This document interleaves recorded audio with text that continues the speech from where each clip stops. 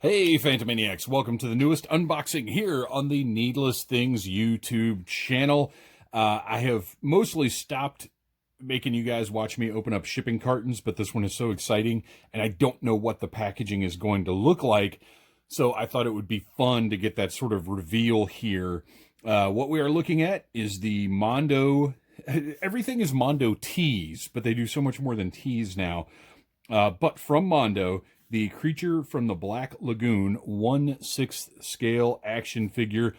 I ordered this back on October 27th, my son's birthday, as a matter of fact.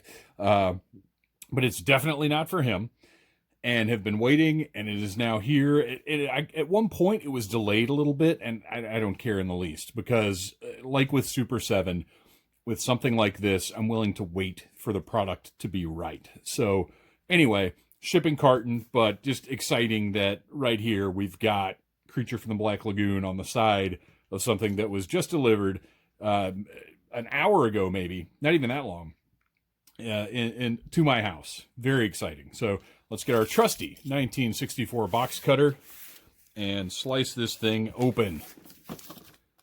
Like I said, I have no idea what the packaging is going to look like. Well, I say no idea. I've got a little bit of an idea, because I do have the Scareglow figure that Mondo produced. I want to cut into my table, so I'm going to flip this over and cut down that way. But I don't have any other Mondo toy products, because there just haven't been a ton of things. Oh, look how exciting is that? Look at that. Look at that beautiful logo just sitting right there, peeking out of that box. Oh, I love it. Oh, okay, and check this out. We have these protective pieces here to keep the corners of the box intact during shipping. Very nice. And I don't remember if Scareglow had those or not. But my Scareglow did arrive in dandy shape, so it doesn't really matter. But really nice. Great for Mondo to look out like that. If I was a kid, I would find some way to incorporate those into a headquarters or something. Okay, so this is something I was wondering about. First, let's get this protective bag off. We will... there's nothing trusty about my scissors. No offense to you, scissors, but you're just a pair of scissors. I have nothing clever to say about you. Let's get this bag off, and we'll take a look at something that I wasn't sure about. So, you'll notice on that shipping carton, it said... part of it tore off with the label, but regular version. And I didn't remember there being a deluxe version, because I would have ordered it, but I do remember now that there's a black and white version as well, which I wasn't interested in. I think it's really cool when they do black and white versions of things like this, Universal Monsters or whatever, but I want the full color. That's just what I'm into. So on the back of the box here, first of all, the box is beautiful. Look at that. Gorgeous artwork. Not the movie poster, which I like. Like, don't get me wrong, I love, any movie poster for Creature from the Black Lagoon. But like most horror fans, this is my favorite of the Universal Monsters. I think it's the greatest creature design, greatest creature suit of all time. It's my favorite. I love the creature. But who doesn't? I don't feel like that's even special. But if this was just the movie poster, it'd be cool, but it wouldn't be as cool as this new original art that still has a very retro throwback feel. I imagine there's credit for the artist somewhere in here. Collector's model, not suitable for children under 14 years. No kidding. And then on the back, we've got all of our accessories, some product shots, lots of cool stuff. Just nice. And I love the flat, there's no gloss here. It's just a cool, classy flat print. And then over here, we've got our magnets on the side. We open up our panel and we see, oh, look at that gorgeous green color. Absolutely beautiful. But look at the background over here. That'll be nice for photography. You can bet, if you're following Phantom Troublemaker and Needless Things podcast on Instagram, you're going to see some pictures of this figure in front of that background. Really cool.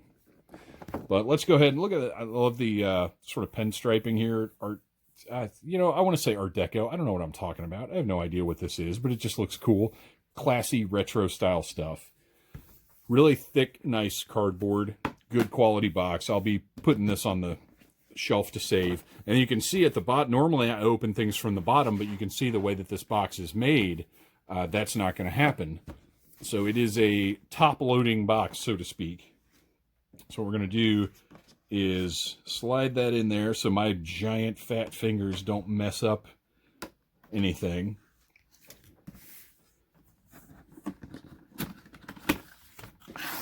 And then flip it back over and remove the creature from his home.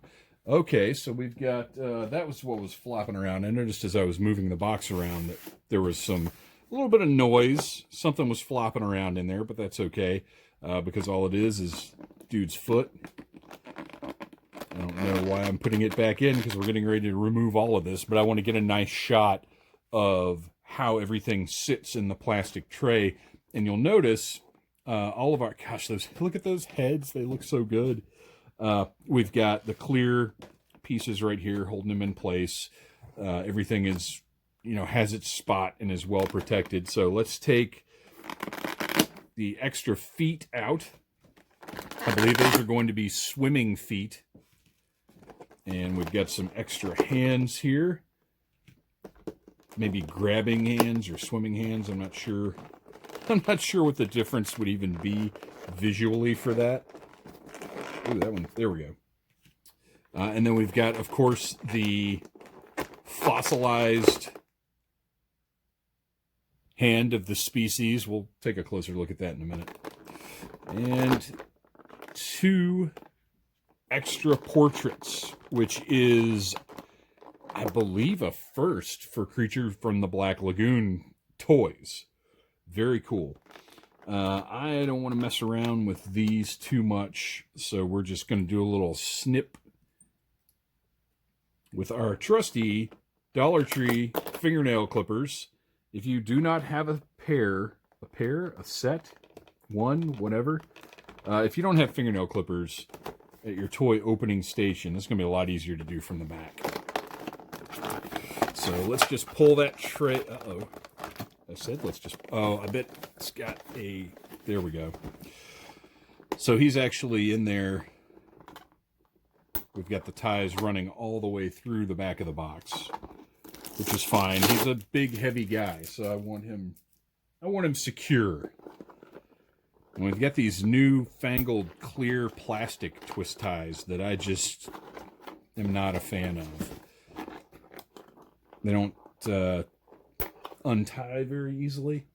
I just don't care for them. All right, let's see. Maybe now we can get this tray out of here and clip through the rest of these ties. I'm all for things being kept like safe and secure in their package. I understand we gotta, you know, you don't want them shifting around during shipping. You don't want any damage to occur to the parts. But I still feel like we haven't found the perfect method for securing things, because everything is just a pain in the butt. I gotta say, at this point, and I hated them when they first started using them, but at this point, I think I'm a big fan of the clear rubber bands. They do the job. They're easy to cut through, snip through, whatever. I'm just going to set that aside. And they don't, there's no possibility that they're going to wound you in any way. Oh my gosh, this guy is so, he's got such a nice heft to him. Oh, this articulation is wild. Okay, before we get to him, before we get to the main event, let's take a look at something I noticed that I don't particularly care for.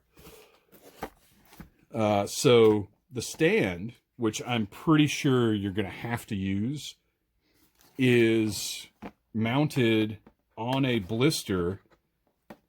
Oh, it's tape. Okay. So my concern was that this was done like a typical blister card, and that I was going to have to ruin this background removing the stand. back here. And again, it's been a while since I opened Scareglow, so I didn't remember exactly how everything was packaged.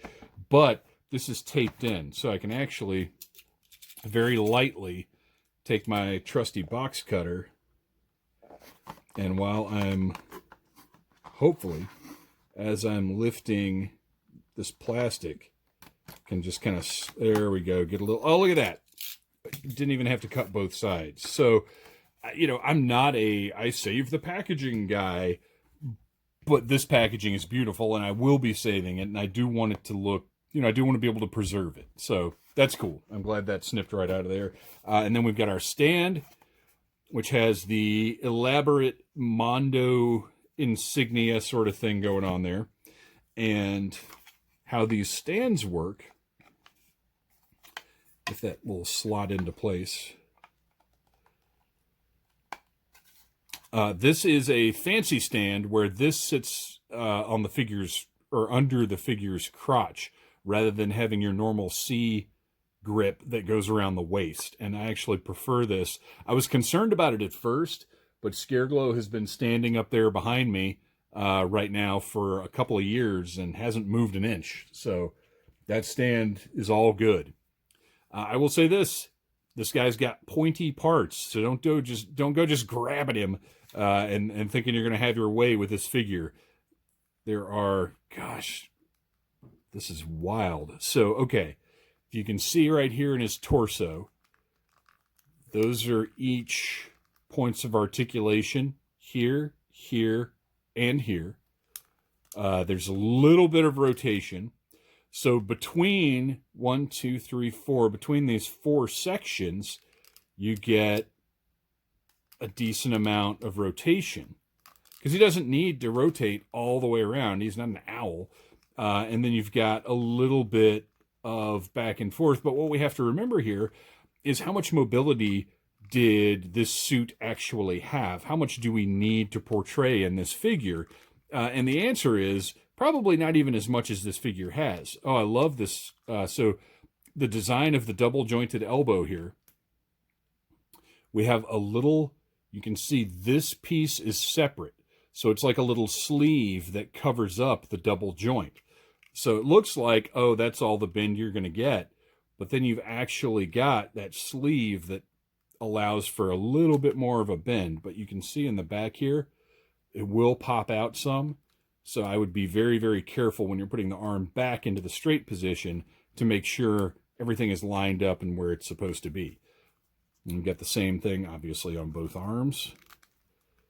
And again, is that the same range as a normal double jointed elbow? No, it's not. But guess what? It doesn't need to be, because the suit, I don't need this to be, as though the creature were real. I need it to be able to do what we saw it doing in the movie. Look at the gorgeous paint job here. The sculpted detail is incredible. The paint brings out all of those sculpted scales. Looks absolutely wonderful. Holds up to scrutiny, I would say. We've got going on here with the knees. I'm a little concerned about this here. That doesn't look great, because if you see you can see the peg and the disc right here. But then on this side, there's this, whatever this business is. But I'm going to go ahead and get a decent bend out of it. And there you go. And again, how much bend does the creature need? That much. That's fine. Curious about this hip joint. Oh, what a... Very nice. I can't quite see what's in there. You can see a ball joint. And I would imagine you've got some rotation. Yeah, some rotation there. And then down here at the ankles, you've got a similar device to what was at the elbows, where there's a little sort of separate sleeve piece here. So you have that covering up the joint that actually has more range than you might expect. Very nice. And again, just beautiful. Take a look at the feet. Sculpted detail, paint, bringing everything out. It just looks wonderful. Mondo has done a phenomenal, and look at that. I set him down, and he just stands up just fine. But it's, I mean, those big feet obviously have something to do with that. So let's take a look at the default head, which is kind of a neutral expression. He's got really glossy eyes that look great. You can actually see sort of a gold coloring in those eyes. Lips are fantastic, nice deep mouth. It's not just like painted black right here. There's actually, if you can tell, the mouth is open and has depth to it. The gills, the sculpting is fantastic, the way that they're layered. Just everything about this guy looks wonderful.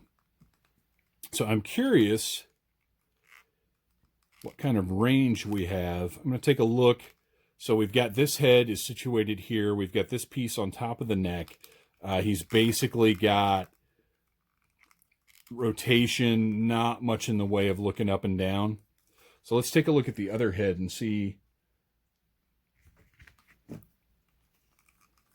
what's what. So this is the part of the head that's removable. This part will stay on the neck. And we've got just a simple ball socket there. So let's pop this guy off.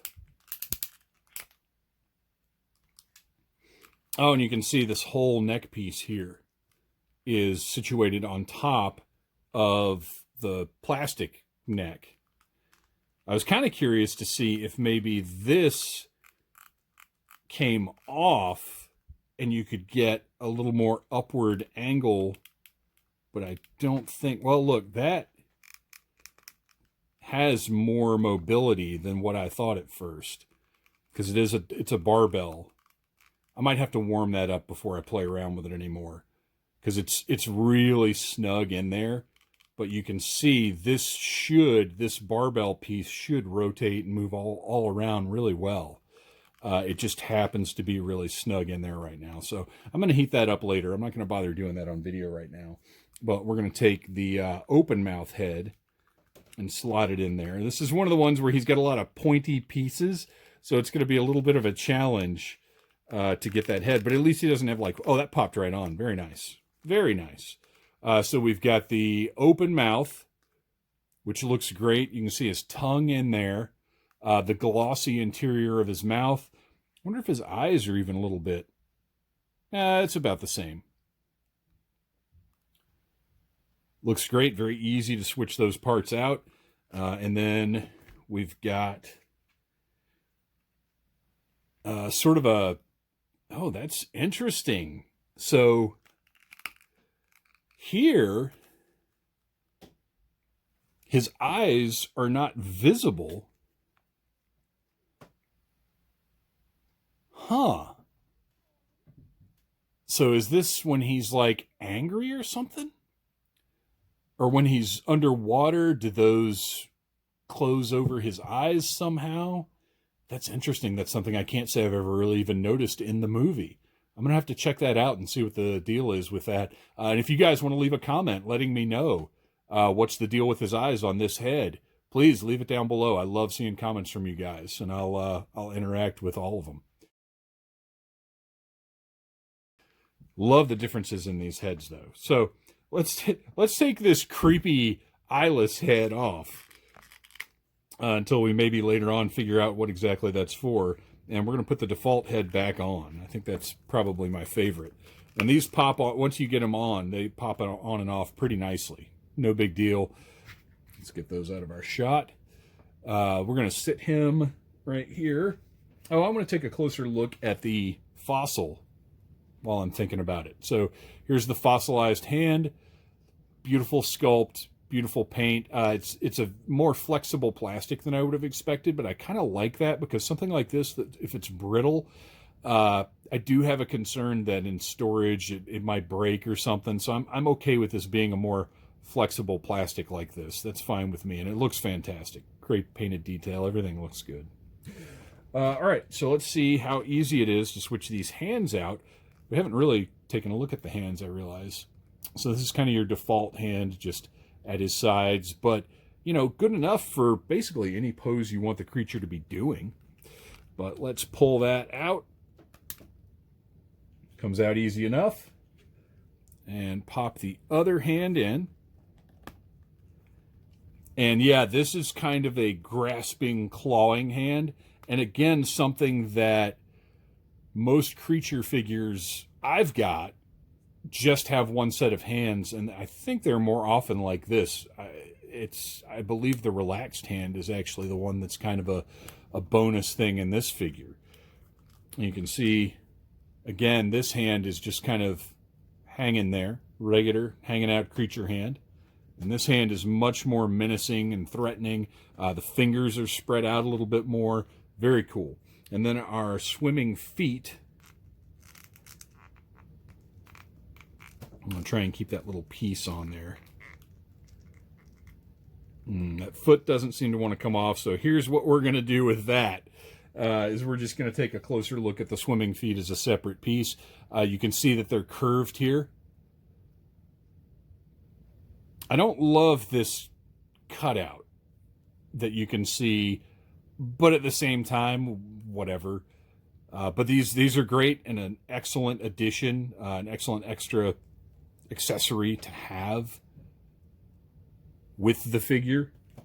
And there is a decent chance that I'm going to get some kind of stand and pose this guy as though he's swimming, because I don't have a creature posed that way in my collection of creatures. But just fantastic articulation. They've really done an amazing job of capturing what this suit looks like, what this creature looks like. The feel of it is wonderful. It's sturdy, but not, nothing about it feels like it's going to break. Just an absolutely fantastic addition to my creature collection. I kind of want the black and white one now, but I'm not doing it. I'm not going to do it. You guys, thanks for watching. I love this toy. I love Creature from the Black Lagoon. This was a big deal for me waiting for this to come out. Please like, subscribe, share, and tune in again for more toy unboxings and reviews here on the Needless Things YouTube channel.